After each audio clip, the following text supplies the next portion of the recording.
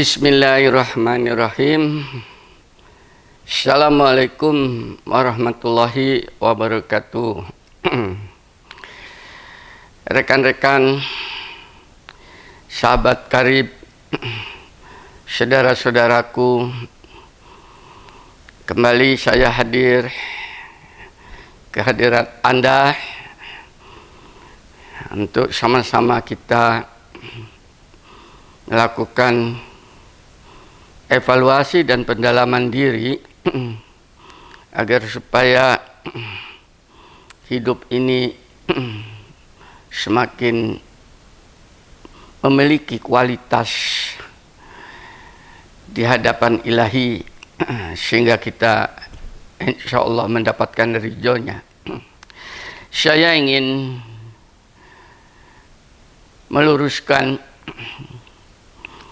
beberapa isu yang ada di dalam masyarakat yang menjadikan silang sengketa dan pembahasan yang tidak ada manfaat pada dasarnya, yaitu pandangan mayoritas umat manusia terhadap Islam ini sangat minim. Mayoritas. Saya tidak mengatakan hanya umat Islam, tapi seluruh umat manusia di muka bumi yang 7,8 miliar ini jumlahnya, hampir mayoritas tidak paham dengan apa yang dinamakan Islam. Dan ini terungkap dalam beberapa statement para pejabat yang punya posisi strategis.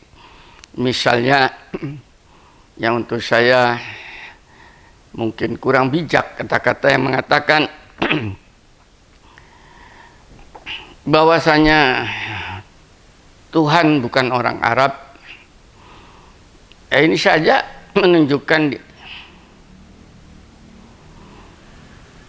yang bersangkutan belum paham itu siapa namanya Tuhan. Karena Tuhan disejajarkan dengan manusia, bukan orang Arab.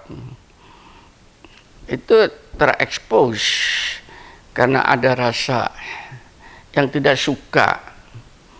Ada kalimat-kalimat bahasa Arab di dalamnya itu. Mungkin yang dikemukakan oleh individu muslimin yang tidak proporsional.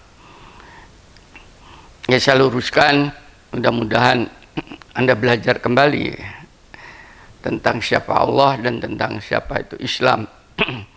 Bahkan sampai ada kata-kata jangan terlalu banyak belajar agama. Nah, ini juga untuk saya dalam hal ini konteksnya tentunya adalah Islam. Belum pernah mengerti apa tujuan daripada Islam sebetulnya. Khawatir mabuk mungkin seperti itu, dan diperparah oleh perilaku mereka yang mengatakan dirinya pendakwah Islam, penyampai Islam. Ujung-ujungnya Islam hanya dijadikan alat gendam, menjadi komoditas untuk mengumpulkan fulus untuk kepentingan bisnisnya dirinya.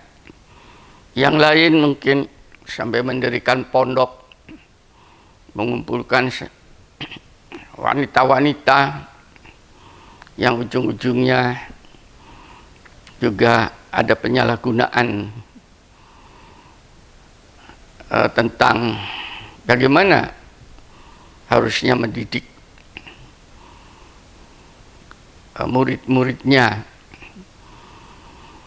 Ini semua diperparah lagi dengan perilaku-perilaku tokoh-tokoh yang menggunakan Islam sebagai komoditas politik, menggerakkan massa tanpa tujuan yang jelas, sehingga akhirnya yang terjadi adalah orang salah paham. Seperti itulah Islam seakan-akan. Saya katakan lewat YouTube ini, siapapun yang mendengar, siapapun yang mungkin tersinggung dan harus tersinggung oleh perkataan saya ini tadi, melakukan evaluasi kembali. Mari, senyampang Anda masih hidup, untuk memperbaiki diri. Yang pertama,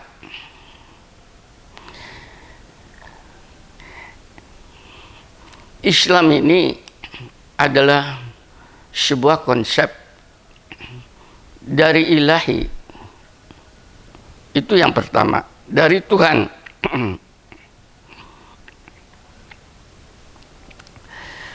Melalui firman-Nya yang dinamakan Quran. Ini semua sudah tahu. Statement-nya jelas sekali di dalam Al-Quran. Anda silahkan baca surat Toha, surat ke-20, ayat-ayat 2, 3, 4, ya, awal-awal. Di situ disebutkan, ma anjalna alaikal qur'ana litasqa. Kami menurunkan Quran ini, menyampaikan konsepsi kami ini dalam bentuk Quran kepadamu, kepada Anda, kepada saya, kepada seluruh umat manusia, agar supaya kamu tidak menjadi susah. Tujuannya bukan mempersulit orang, bukan untuk memperkosa orang, bukan untuk menipu orang, bukan untuk mempolitisir orang, bukan untuk mencaci orang, akan tetapi supaya kamu bahagia, tidak susah. Ila tadhkiratan liman yasha, melainkan sebagai peringatan bagi orang-orang yang takut. Takut di sini bukan takut kepada Allah, takut terhadap hukum-hukum Allah yang sudah pasti. Peringatan, pemberitahuan, alarm bahwa hidup kita di bumi ini tidak berhenti hanya sekedar sampai kepada kematian. Ada follow up kehidupan akhirat, dan itu kehidupan sesungguhnya yang abadi diberitahu di dalam Quran ini tadi.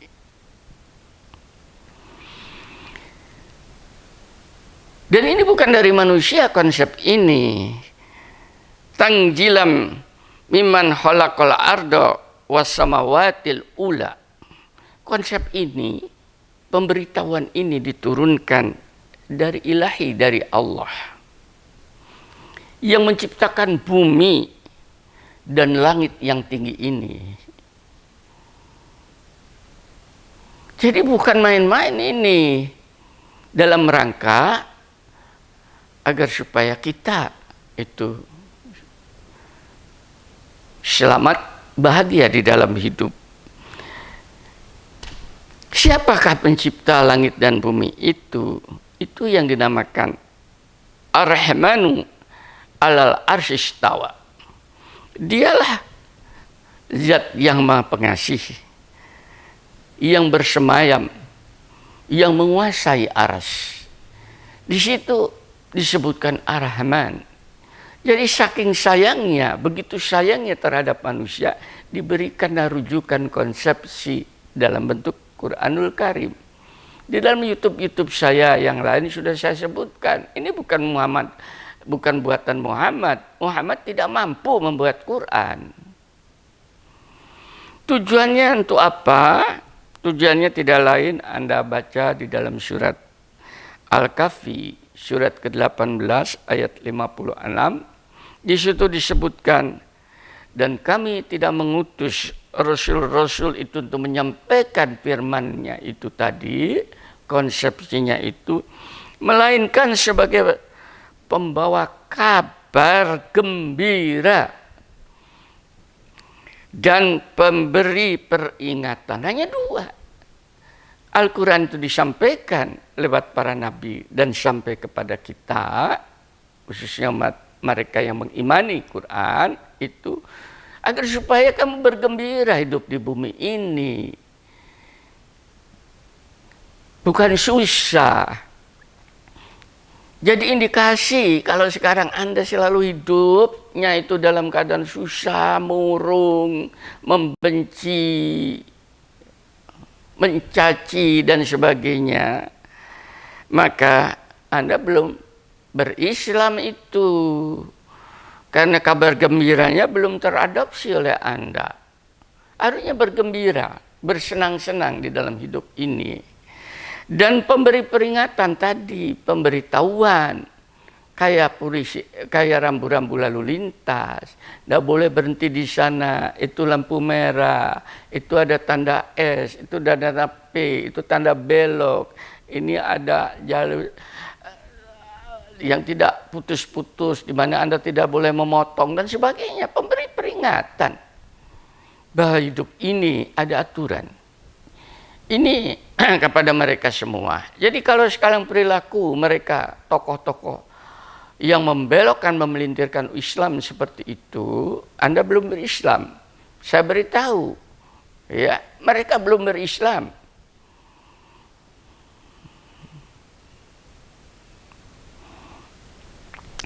Jadi tujuannya adalah Anda dan saya, siapapun yang belajar tentang ini, ada supaya kita hidup bahagia dunia dan akhiratnya, dan keselamatan.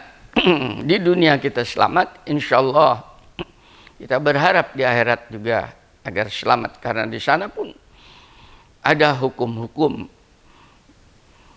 yang mengikat kita, itu yang dibuat oleh pencipta langit dan bumi itu. Mau tidak mau kita akan menjadi sebuah kesatuan dalam kaidah aturan ilahi itu.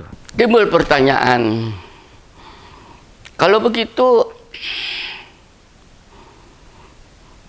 apa dong ajaran daripada Islam itu tadi, agar supaya kami yang selama ini belum paham akan semakin paham, kami yang sudah mulai sedikit banyak paham semakin luas pemahamannya. Anda bisa membacanya sendiri itu.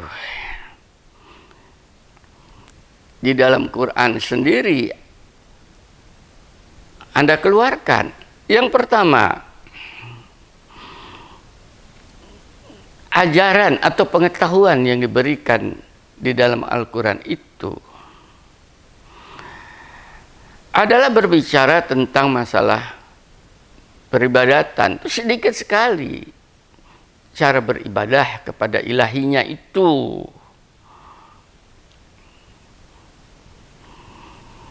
Agar supaya kita punya sebuah sarana berkomunikasi dengan ilahinya itu tadi. Kita punya kendaraan. Bagaimana rohani ini bersentuhan dengan ilahinya. Dan peribadatan ini bukunya paling banyak di dalam ajaran Islam itu kebanyakan larinya ke sini, dan ujung-ujungnya adalah kepada syariat, wajib, sunnah, ya, mubah dan sebagainya. Itu tadi. Nah, ibadah ini kita kenal di dalam Islam yang paling menonjol adalah dinamakan dengan rukun Islam itu. Kita kenal itu tadi. Sholat sebagai satu contoh itu peribadatan. Jangan Anda sholat itu, Anda membuat suatu justifikasi, sebuah kesimpulan bahwasanya Allah minta disembah. Cara nyembahnya itu dengan sholat. Kalau kamu tidak sholat, maka kamu akan disiksa oleh Allah. Tidak begitu. Saya kembalikan, tidak begitu. Sholat itu bukan, kalau tidak sholat tidak disiksa, bukan begitu. Sholat itu adalah sebuah sarana, sebuah kendaraan. Bayangkan Anda dikasih kendaraan untuk berkomunikasi, cara kepada ilahi. Subuh, pagi hari, nanti siang hari duhur, sore hari asar, petang hari itu tadi, menjelang malam maghrib, malam hari itu isya, dan menjelang subuh itu yang dinamakan qiyamul lail, sholat malam. Bukan main ini sebetulnya. Jadi kalau Anda melakukan itu tadi, disyukurin. Sebagai Rahman Rahim Tuhan, Allah Zat yang pencipta langit dan bumi itu, Dia Ar-Rahman. Diperkenankan Anda, saya, untuk berkomunikasi dengan alat yang sudah disiapkan itu. Itu peribadatan pengertiannya seperti itu, khususnya sholat. Bukan mengejar pahala. Lari ke masjid satu, lari ke masjid lain. Apa yang didapat? Sholat. Tumaninah, istiqomah. Kalau perlu punya mihrabnya sendiri, tenang di dalam rumah. Coba. Sehingga Anda tidak sibuk dengan kesulitan, bahkan masjid yang jauh. Bukan untuk menyulitkan Anda. Tapi agar supaya dengan sholat itu, kekalutan hati itu menjadi terurai. Kebingungan pikiran itu menjadi fokus. Kebencian di dalam rongga dada ini menjadi hilang. Muncullah kasih sayang. Kegelisahan hati menjadi tenang karena hadirnya Ar-Rahman. Harusnya itu yang didapat. Betul-betul salat itu adalah untuk pribadinya masing-masing.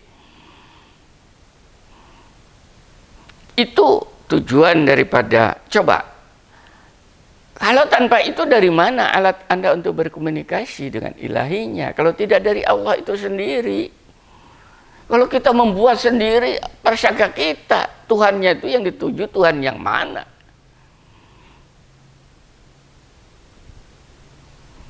Bahkan ujungnya dikatakan inna sholata tanha anil fahsya'i wa munkar. Dengan sholat itu diharapkan itu nanti akan berbuah itu tadi.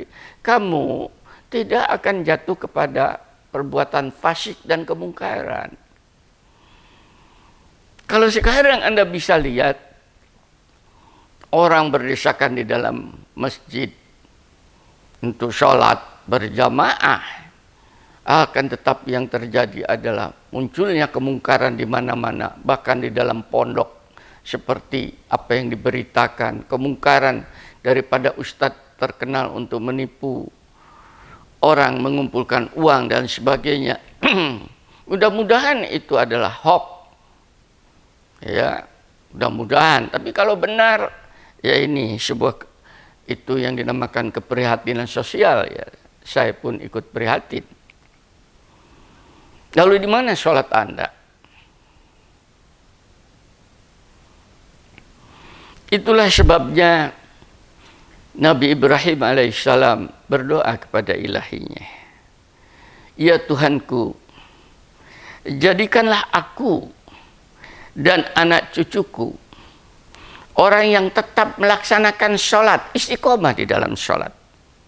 Ya Tuhan kami, perkenankan doaku ini.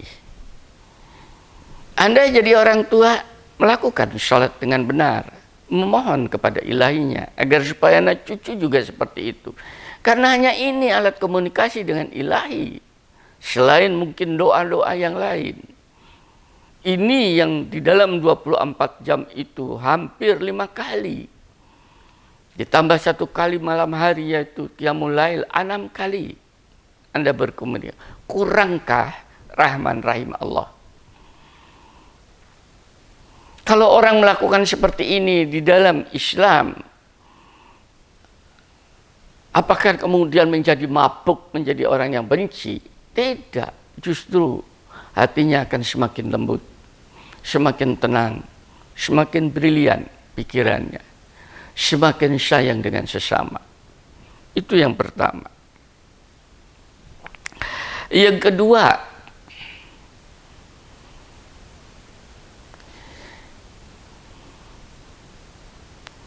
kalau Anda melakukan segala sesuatu karena memang perintahnya begitu di dalam hidup itu, innalladzina amanu wa amilus solihati ulaika hum khairul bariyah. Barang siapa beriman kepada ilahi melaksanakan diaplikasikan dalam perbuatan amal soleh, merekalah sebaik-baiknya makhluk. Firman-Nya seperti itu. Jadi pada saat kita beramal soleh itu tadi, itu sebagai sebuah sarana agar supaya kita bisa memanen, kita bercocok tanam, supaya pada saat buahnya nanti lebat dan waktunya dipanen, kita bisa memanen. Tanpa itu tidak bisa. Amal soleh apa saja, amal soleh banyak sekali. Menyapu halaman amal soleh. Insya Allah saya menyampaikan seperti ini tadi. Ini berbuat, ini amal soleh. Saya syuting sendiri, bicara sendiri, nanti saya edit sendiri, saya sampaikan sendiri kepada Anda. Insya Allah saya itu merupakan amal soleh. Sementara Anda yang di sono itu hanya melihat, mendengar, tidak pernah Anda datang ke saya. Bagaimana saya melakukan amal kesolehan seperti ini tadi, berbuat kayak demikian, tidak gampang. Apakah seperti ini tidak terlihat oleh ilahinya, tidak tercatat? Insya Allah saya dengan seperti ini akan memanen buahnya. Insya Allah itu janji ilahi. Apa saja Anda perbuat, bahkan Anda tidur pun, itu pada dasarnya amal soleh. Bagi mereka yang sakit, jangan gelisah. Terima sakit itu tadi sebagai bagian daripada pemeliharaan Allah kepada Anda. Kalau Anda terima dengan sabar, insya Allah menjadi amal soleh. Bahkan Anda hubungan suami istri, insya Allah itu juga menjadi amal soleh. Banyak sekali di dalam kehidupan sehari-hari. Apakah seperti ini orang tidak boleh banyak belajar tentang Islam? Banyak yang bisa dilakukan di dalam keseharian. Sudah dua. Itu diperintahkan, dianjurkan. Yang ketiga, Islam mengajar ilmu pengetahuan begitu luas. YouTube saya sudah mengatakan, sampai saya berbicara tentang alam raya dan sebagainya. Untuk apa? Supaya kita itu mempunyai pengetahuan yang seluas-luasnya. Oleh karena itu jadi orang Islam, itu jangan bodoh Anda. Islam digiring ke pondok, Islam digiring ke masjid, Islam digiring ke langgar, Islam digiring untuk berdemo. Itu untuk saya kurang luas pengetahuannya ya. Seluas-luasnya. Untuk apa pengetahuan itu tadi? Itu juga sebagai prasarana. Kalau tadi sarana, ini prasarana. Agar supaya kita bisa melakukan peribadatan dan amal-amal kesolehan. Tanpa ilmu pengetahuan kita tidak tahu arah kiblat. Tanpa ilmu pengetahuan kita tidak akan pernah tahu mana yang halal dan mana yang haram. Tanpa ilmu pengetahuan kita tidak tahu bagaimana bersosial yang benar. Lakukan. Islam menuntun itu untuk Anda belajar. Berikutnya, usia Anda, usia saya tadi. Makanya dikatakan demi masa wal asr innal insana lafi khusr, itu di situ demi usia kamu rugi. Kalau Anda tidak menggunakan usia itu sebagai sebuah peluang, yaitu untuk mencapai tujuan hidup yang sejahtera, yang selamat, yang aman, yang tenang. Mari gunakan. Saya yang setua ini saja masih punya semangat memanfaatkan sisa umur yang masih diberikan oleh Allah kepada saya. Dengan menyampaikan ini kepada Anda, harapan saya tadi agar supaya usia yang akan lewat ini tadi sudah tertanamin dengan kebajikan-kebajikan, dengan nasihat-nasihat, dengan ajakan-ajakan yang baik dan benar. Sehingga umat manusia terselamatkan. Itu adalah merupakan sebuah peluang Namanya peluang. Begitu tidak akan Anda ambil pada saat itu, maka akan hilang. Ini peluang Anda. Pada saat ini YouTube sampai kepada Anda. Untunglah lebih belajar tentang Al-Islam, itu lebih baik. Anda kurang paham, itu ada nomor telepon saya. Silakan ditelepon, ada alamat saya, silakan datang. Betul-betul welcome sini. Mulai dari rakyat biasa, apa yang pejabat berbintang 10, silakan. Saya ajari apa itu Islam dengan benar.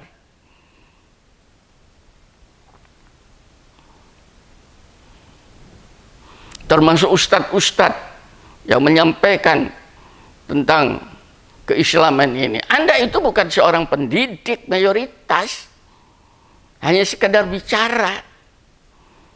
Ini menyampaikan ilmu itu adalah metode pendidikan. Ada tanggung jawab di situ. Ada cara, ada teknologi untuk mendidik. Ada software apa yang harus dididikan dalam bentuk kurikulum, target, outputnya apa, outcome-nya apa. Itu yang di masjid-masjid itu.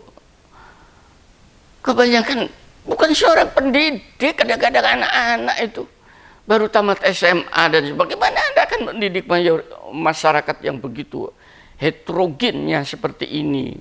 Pengetahuan Anda sendiri masih perlu ditambah, masih perlu mencari. Gunakan usia ini. Pada mereka yang memiliki materi berlimpah ruah sampai Anda bingung membelanjakannya, akhirnya hanya untuk hura-hura. Ya, saya beri peringatan melalui YouTube ini tadi. Sebagai rasa kasih sayang saya kepada Anda. Manfaatkan apa yang diberikan oleh Allah kepada Anda itu sebagai sebuah fasilitas untuk mewujudkan tujuan untuk apa Anda hidup di bumi ini dan Anda mau kemana. Supaya Anda tidak menyesal. Karena kalau tidak dimanfaatkan, nanti di akhirat pasti Anda ditanya. Diberi fasilitas yang demikian meluas itu. Kalau tidak Anda bisa mempertanggungjawabkan. Qurannya mengatakan itu seluruh harta itu akan menjadi sertika. Menyertika punggung Anda dan muka Anda. Hati-hati. Mari bersama saya tunjukkan bagaimana fasilitas yang diberikan kepada Anda itu tadi untuk di jalan ilahi ini. Supaya Anda dan keluarga selamat. Tadi dari awal, supaya Anda bahagia dan terselamatkan. Bagi mereka yang mempunyai posisi sosial, mulai dari presiden, menterinya, sampai bupati, mungkin lurah dan sebagainya. Itu sebagai sebuah amanah. Islam mengajarkan itu amanah.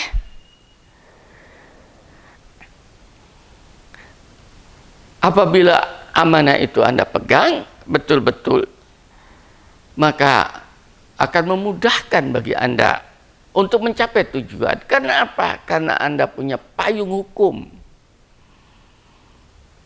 Jadi kalau Anda punya posisi itu tadi, bukan posisi itu untuk memperkuat posisi Anda sehingga siapapun yang dianggap lawan Anda sikat. Tapi pada saat Anda punya posisi itu, maka posisi itu dipertanggungjawabkan. Bagaimana posisi itu menjadi sebuah umbrella hukum. Anda menghasilkan produk-produk kebijakan, kebajikan, keamanan, ketenangan di dalam bermasyarakat. Kesejahteraan hidup. Itu ajaran Islam. Di dalamnya memang ada ajaran bertafakur, berzikir, bertobat. Untuk apa itu sebagai? Agar supaya menjadi energi baru bagi Anda. Anda pernah hilap, jangan putus asa kata Tuhan. Mohon ampunan kepada ilahi. Wa insyaallah asalkan benar-benar Anda lakukan ampunan dan Anda memperbaiki diri tadi itu. Allah akan menutupinya, Allah akan menghapuskannya dan mengganti dengan kebaikan-kebaikan dari sisinya. Dengan demikian Anda bertafakur, berzikir itu tadi, akan terjadi meta energi, muncul semangat. Seperti saya yang sudah tua seperti ini, dalam kesendirian itu, teman-teman saya sudah satu persatu pada mati. Saya katakan mati. Itu tadi. Bahkan yang lebih muda dari saya, banyak yang sudah dipanggil oleh ilahi itu tadi. Akhirnya dalam kesendirian saya, kemana si A, kemana si B. Kalau Anda terjebak di dalam itu, tereduksi mental Anda. Tapi justru saya mendekati ilahinya. Aku dalam kesendirian Tuhanku, maka perkenankan aku saat ini berdua-duaan dengan Engkau. Agar supaya muncul semangat energi dalam diriku, bahwasanya aku ini masih di dalam kontrol, masih di dalam bimbingan Engkau. Semangat hidup. Aku dalam kesepian Tuhanku, maka perkenankan aku dalam keramaian dengan Engkau. Hanya dengan keramaian berzikir, mengingat kada ilahi, bergetar hati ini mengingat Engkau tadi. Semangat dari Engkau, itulah usiaku ini. Bukan semakin tua, akan tetapi semakin muda. Karena apa? Energinya bertambah. Itu namanya meta energi. Di dalam Islam diajarkan supaya tidak loyo. Islam mengajari agar kita bermasyarakat, bersilaturahim, membangun sebuah peradaban. Dan tidak bisa dibangun sendiri kecuali di dalam suatu kelompok bermasyarakat. Jadi masyarakat itu sebagai apa? Sebuah medium tempat tumbuhnya bibit-bibit kebajikan untuk disampai tujuannya itu tadi. Tujuan untuk bertemu dengan ilahinya, tujuan untuk mencapai kepada kebenaran. Itu masyarakat, di dalam masyarakat ini kita tanam, kita pelihara. Ya, kalau kemudian kita bermasyarakat, si A itu kafir, adalah musuh Tuhan, musuh Tuhan masuk jahanam, saya tidak mau, saya benci, kalau perlu saya hilangkan orang kafir, sampai kiamat tidak ada itu kekafiran itu bisa hilang. Tidak, karena kekafiran dan keimanan itu menjadi pasangan. Justru melihat kekafiran itu dijadikan medium bagaimana orang yang kafir itu menjadi beriman. Ada di dalam masyarakat orang mencaci maki Tuhan, Anda marah. Ngapain marah? Tuhannya juga tidak marah. Kalau Tuhan marah kan langsung hilang orang itu. Tuhan itu dihina, diejek itu tidak tereduksi. Maka beri pengerti, dekati, sampaikan. Mungkin dia frustrasi. Mungkin dia pada saat itu dia emosi. Kan enak ini. Ini ajaran Islam, Mas.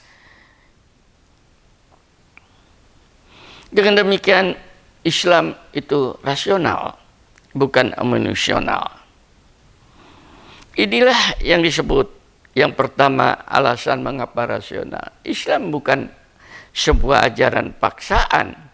Itu disampaikan di dalam Quran secara jelas bahwasanya tidak ada paksaan. Anda di dalam menganut ajaran Islam.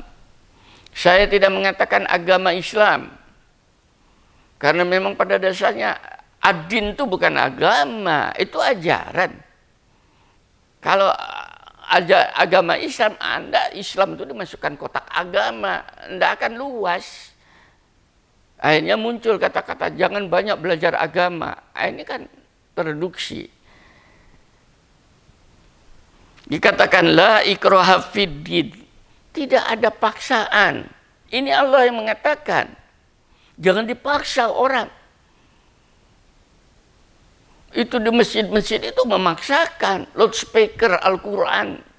Begitu dibacakan, begitu keras, memaksakan itu namanya. Anda sudah menyalahin Al-Quran itu sendiri. Tidak ada paksaan dalam mengikuti ajaran Islam. Sesungguhnya telah jelas perbedaan antara jalan yang benar dengan jalan yang salah, yang sesat. Artinya, siapapun orang tahu mana yang benar dan mana yang salah. Tahu siapapun orang.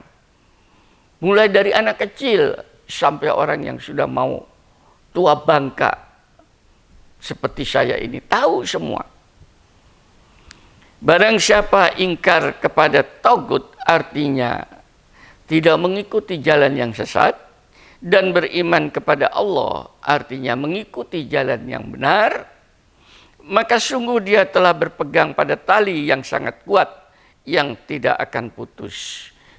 Itu sebagai sebuah pegangan hidup supaya tidak terlempar. Di dalam YouTube saya mengatakan tali seatbelt itu tadi bukan paksaan. Tolong jangan dipaksakan dengan emosional seperti itu. Yang kedua, tadi sudah saya sampaikan, Islam adalah ajaran akal, bukan ajaran okol, ngotot. Jutaan orang diajak demo, tidak jelas apa, itu namanya okol. Loudspeaker itu okol, tidak pakai otak. Bahwa itu polutan, polusi udara, polusi suara. Udah di Amerika atau di Jepang tuh udah ditangkap itu. Nggak boleh itu. Memaksakan. Pak, kami kan mayoritas. Justru dalam keadaan mayoritas tunjukkan Rahman Rahim mayoritas kepada minoritas yang ada di sekitar Anda. Nanti yang minoritas itu akan mengikuti jalan yang mayoritasnya itu tadi. Harapannya seperti itu. Islam untuk membangun persaudaraan dan silaturahim, bukan untuk kelompok-kelompok berjenggot, kelompok bersorban, kelompok bercadar, tidak. Kita bersaudara dengan siapa saja, kita bisa bergaul. Agar supaya konsep-konsep kebenaran sampai kepada mereka yang belum pernah mendengar.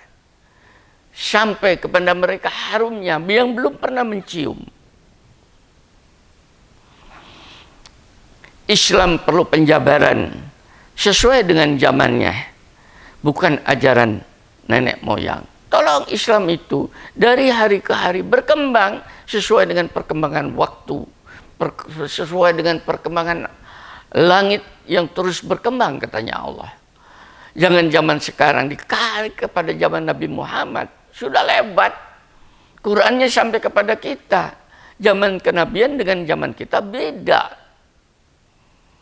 Kembangkan. Jangan dicari-cari Nabi menggunakan ini, kita menggunakan. Enggak. Yang dicontoh pada kenabian itu adalah perintah-perintah yang ada di dalam Quran. Yang belum dijabarkan di dalam Al-Quran, dijabarkan oleh Nabi, itu kita ikuti. Misalnya aqimis sholah. Enggak ada penjabarannya, baru kita mengikuti. Wa atuz zakah. Rinciannya belum begitu detail, maka oleh Nabi, nah itu diikutin. Bukan cara jalannya Nabi, cara berpakaiannya Nabi, cara makannya Nabi, cara kawinnya Nabi. Bukan begitu, cara nyikat giginya Nabi. Lah itu kemanusiaan yang akan berkembang sesuai dengan zamannya. Supaya bisa bergaul, menyampaikan tadi bukan untuk mempersulit.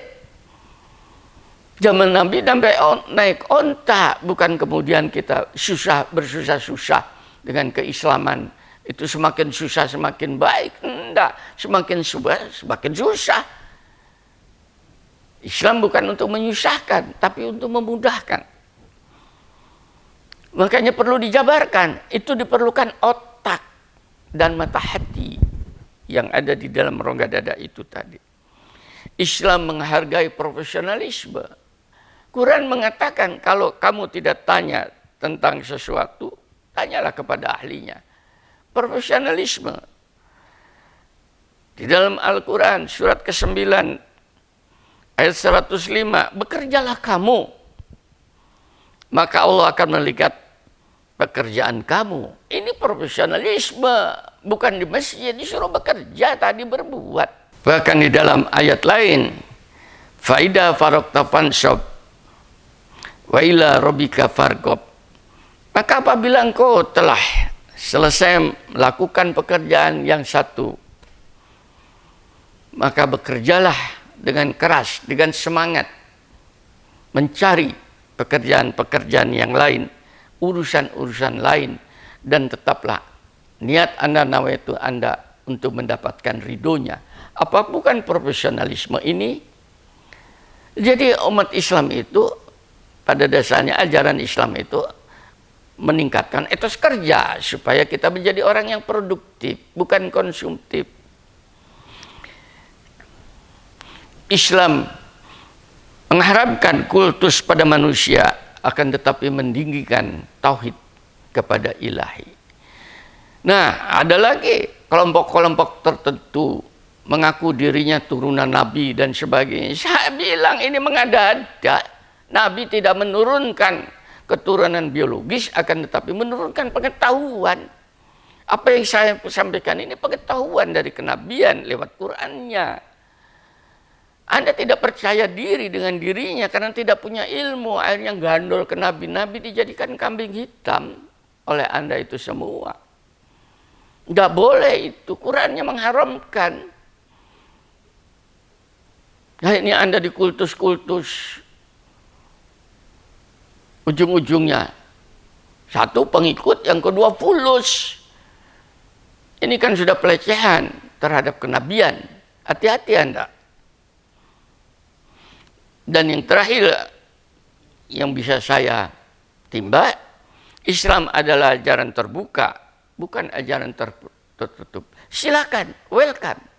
Al-Quran itu untuk seluruh umat manusia, agar supaya mereka itu tersentuh hatinya sampai kepada mereka, ya, harapan ilahi itu tadi. Dan itu tugas saya yang masih hidup ini, dan tugas Anda yang sekarang mendengar. Mari bersama-sama dengan saya itu tadi kita buka, betul-betul terbuka, mana ayat per ayat, risalah per risalah, riwayat per riwayat, apa makna dari semuanya itu. Jangan kemudian Anda didoktrin, wah ini Quran, karena Quran dia harus ngerti bahasa Arab, kalau tidak mengerti bahasa Arab itu haram, dan ini namanya tertutup. Sekarang sudah ada translate, ada terjemahan. Dari terjemahannya mau dari mana lagi? Terjemahan itu sudah diterjemahkan oleh ahlinya, pegang sebagai sebuah kebenaran saintifik. Mudah-mudahan secercah cahaya yang saya sampaikan dari Quran ini kepada Anda akan membuka kegelapan mata hati Anda, sehingga Anda akan didatangi cahaya-cahaya lain, dan dengan itu Anda akan hidup bahagia dan terselamatkan dunia akhiratnya. Rabbana atina fid dunya hasanah. Semoga Anda dan saya hidup sejahtera, selamat dunianya. Wa fil akhirati hasanah, demikian juga di akhiratnya. Wa qina adzabannar, dan kita dijauhkan daripada siksa jahanam itu tadi. Walhamdulillahirabbil alamin. Assalamualaikum warahmatullahi wabarakatuh.